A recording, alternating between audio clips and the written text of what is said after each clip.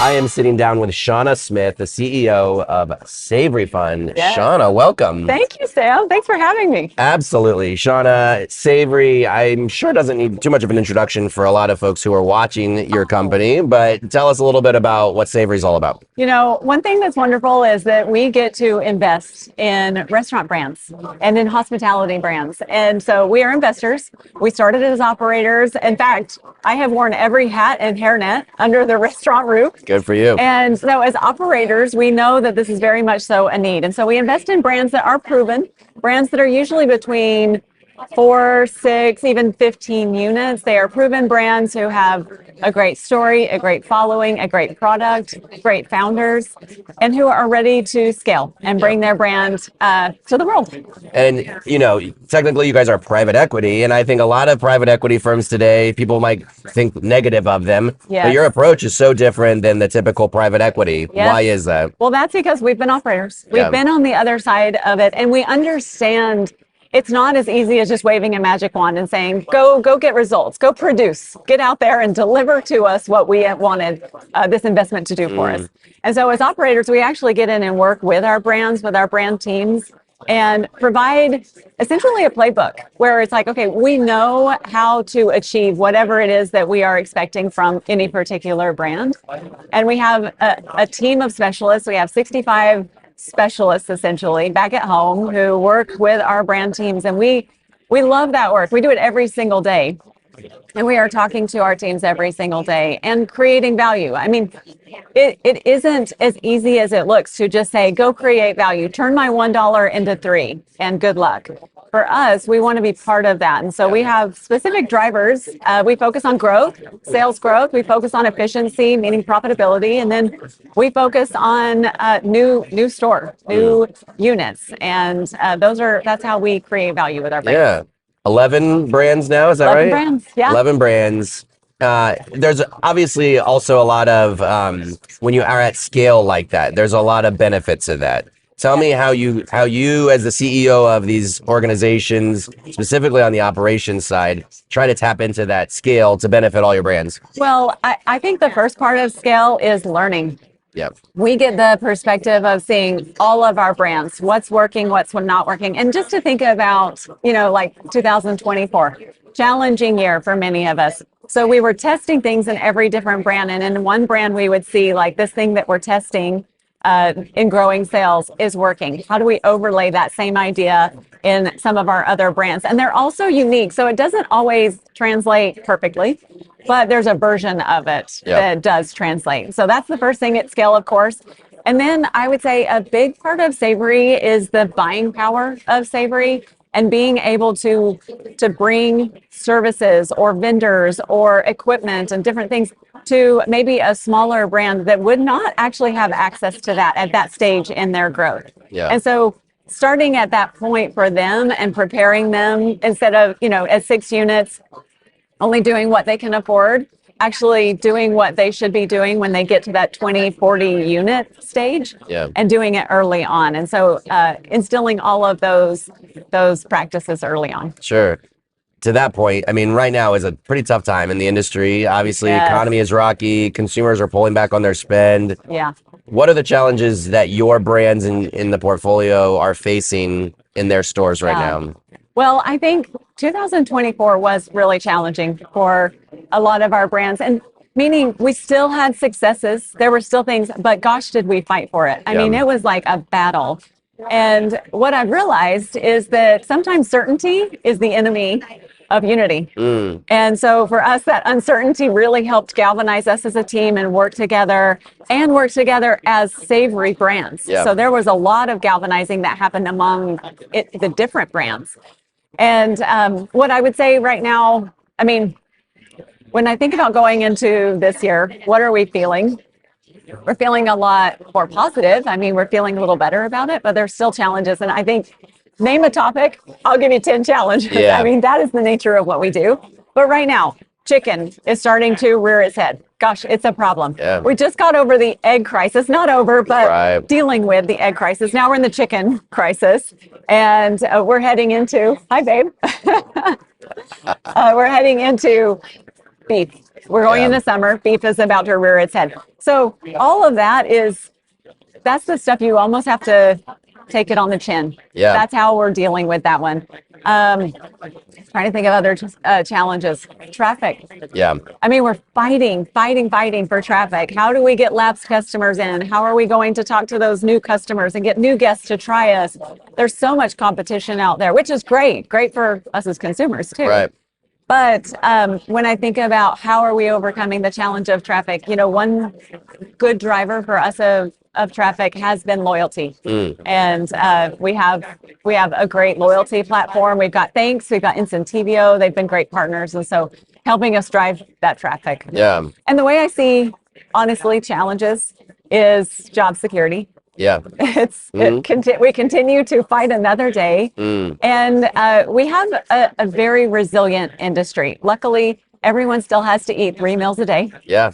Or more, or less, whatever diet you're on. Gotta eat. Yes, but you do have to eat to Yeah. live, and so we are resilient. And there is nothing that I haven't seen that we as an industry can't figure our way through. Sure. Well, in that collection of 11 brands and the founders, the operators within each brand, having each other is an Yes. incredible resource to Oh, get through this. So I imagine they're in that constant has been- communication to figure yes. this out. Well, it's been great to have, like I said, there's been lots of different learnings from each other.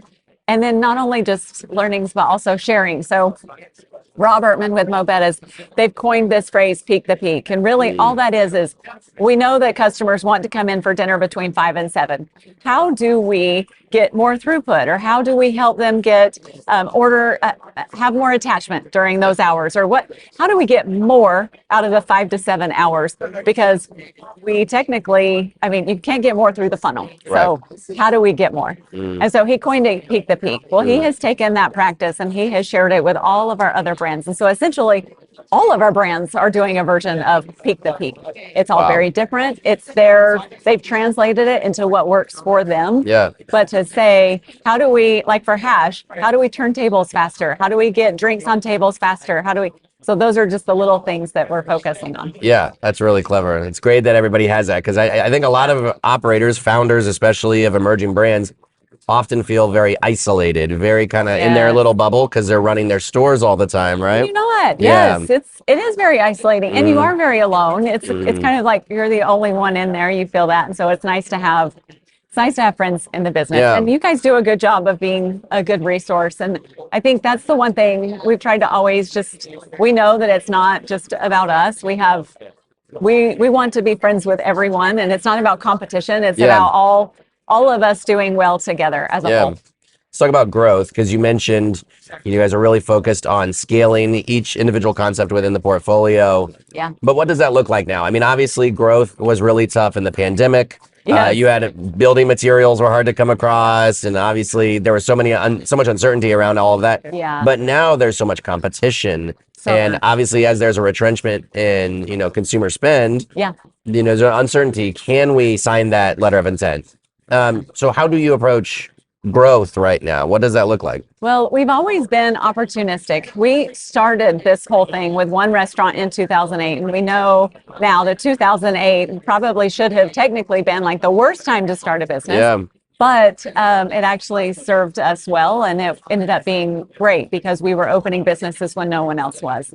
And so what I would say first is we are opportunistic. Second is we know that we're just in a cycle, and that this is just a cycle.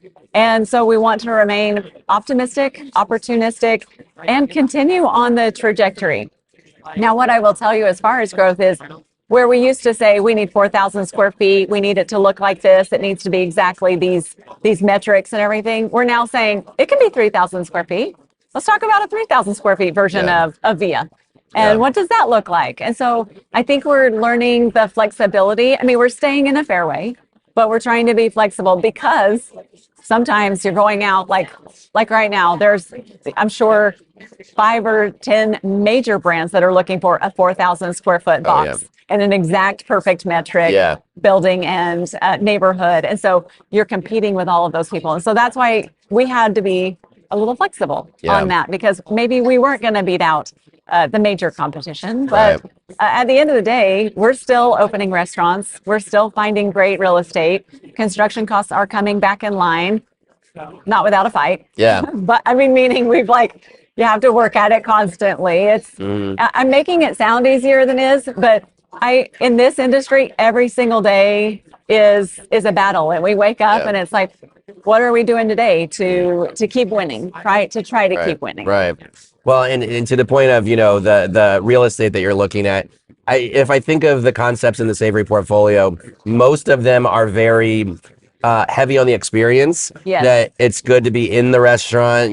I imagine obviously a lot of off-prem, but also very strong on-premises business. Yeah. Hash has DJs, right? Yes. Like it's very much an experience. Yeah. So when you're looking at this real estate, I mean, broadly speaking, I think maybe the pendulum is swinging back to customers want an experience. They want to get into the restaurant.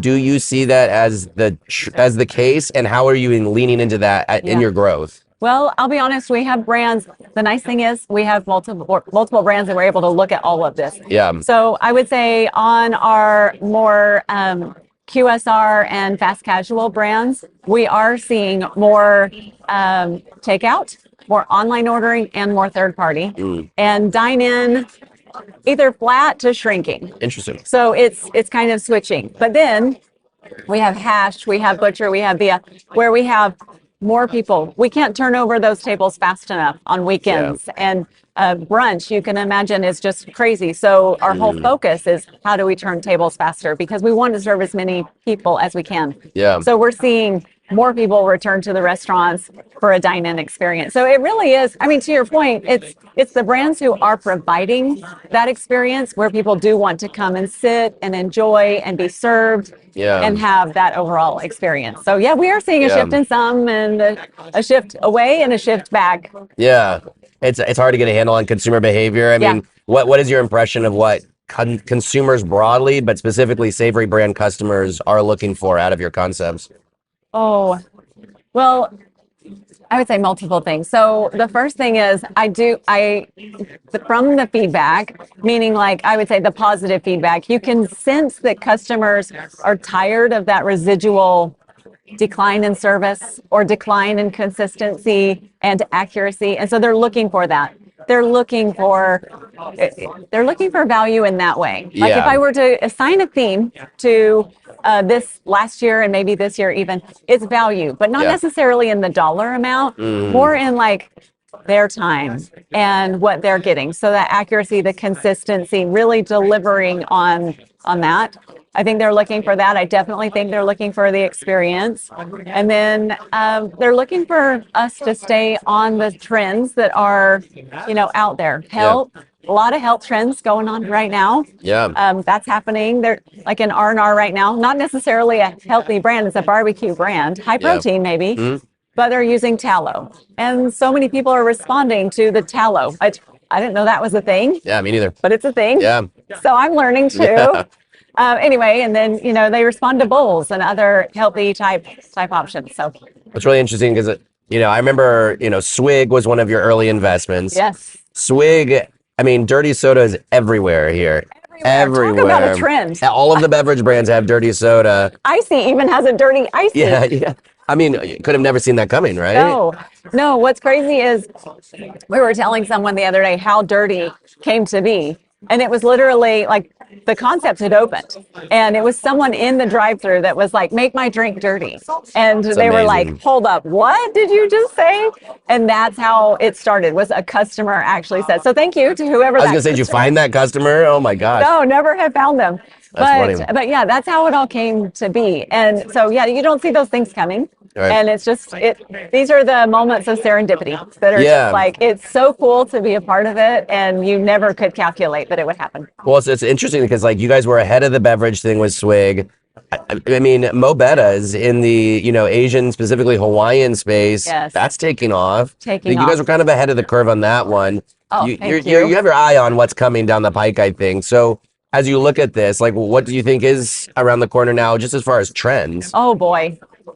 Well, okay, it's funny you say that, the trend. I do think health is having a moment where lots of people are talking more and more about their health and about making healthy decisions. Now, do I still go through McDonald's at the drive-thru? Yeah. Absolutely. McDonald's sustains life. I will never stop going. But I think it's balancing it with other healthy choices.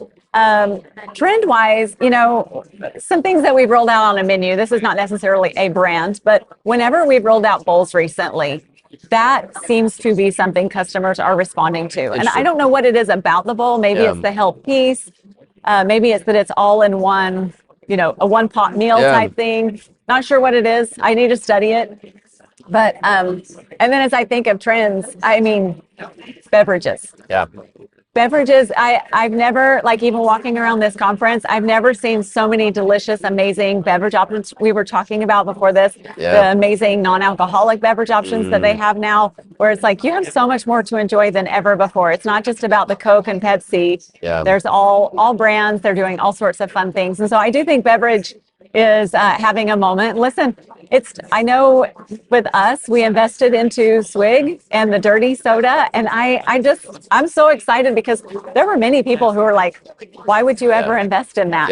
And in my mind, I'm thinking, don't worry, you'll get it. Just come experience it. And it's the moment they do, they love it. And so I think that beverages are really having a moment right now. That's a trend. Seems like it's also a great opportunity for the personalization, the sort of DIY. Yeah. Seems like there is a lot more action around. Again, it's an experience, and there is value to having it my way, making this my way. I mean, personalization, you see that really coming back, I assume. Oh, yes. Oh, well, and maybe that's why people like the bowls, because they can personalize. Everyone does want it the way they want it. And so I think that's the one thing we learned early on with Swig specifically was they wanted to order their drink and they wanted it specifically. We had a huge menu that had delicious mixes, but they would come through and they would say, no, I actually want my Diet Coke with less ice, with 2 pumps of coconut and 3 limes. And that's how they wanted theirs. And so it was like, you got it, whatever way you do it. And a lot of brands, I mean, they do that well.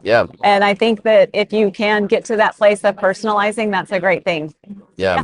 All right. So going back to sort of the macro level of things, again, industry kind of in a tough place, the economy, who knows what's going on there.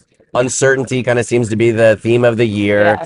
What are some reasons for optimism this year? Why should we all have some hope, I guess, for the balance of 25? Oh, well, listen, I said it before. We're just in a cycle and everything cycles through. And as far as the optimism piece, the one thing I always have to remember is even when things are great and amazing, it's not always going to be like this. So sure, it's not a great time. It doesn't feel awesome. Could it be better? Absolutely. But guess what? It won't always be like this. It'll come around. It'll get better and a little better and a little better. And I'm already seeing, at least for 2025, period over period, as slight as it is, I'm seeing the momentum begin. And we're seeing certain things catch again that did not catch or even hit at all in 24. And so to see that, okay, people are responding, people are coming, I think there is some hope in that overall. And I think as humans, we have to remain optimistic to survive, because that is really a survival. What choice do we have? What other choice do we have? And I tell our team all the time, I tell my family, my kids, so far we've survived every one of our hardest days. We're going to survive this one too. Yeah, that's good. All right, last question, Shauna. What's next for Savory Fund? Oh boy. Well, as always, we're looking for new brands. We're investing in new brands. So there's definitely going to be some announcements here coming up. We've got some new brands on the horizon that we're really excited about. And the great thing is we love partnering with these new brands because we get to meet new people. We get to start this journey over again. And one of our favorite things to do is create jobs. Andrew and I started in 2008 when jobs were hard to come by. And it became very apparent early on that job creation was a goal of ours. And so when we talk about opening new restaurants and buying new brands or investing in new brands and partnering with new partners, it really is about job creation and putting that out in the world. So we're really always very excited about that. And then, we've got Fund 3 coming up. And so with Fund 3, we're going to close that fund and start looking for more brands to invest into. So then it will be starting over yet again. So all you emerging brands out there, get in touch with Savory. Absolutely. Always. Send us your favorites. Absolutely. Shauna Smith of Savory Fund. Thank you for your time. Thank you, Sam.